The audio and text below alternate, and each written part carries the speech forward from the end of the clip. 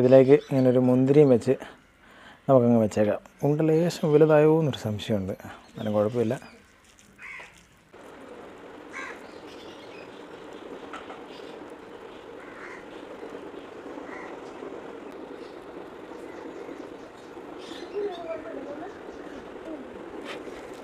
അപ്പോൾ കോക്കനട്ട് ലഡു തയ്യാറായിട്ടുണ്ട്. നമുക്ക് കഴിച്ചു നോക്കാം.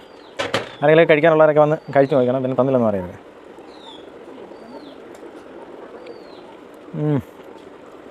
സൂപ്പറായിട്ടുണ്ട്.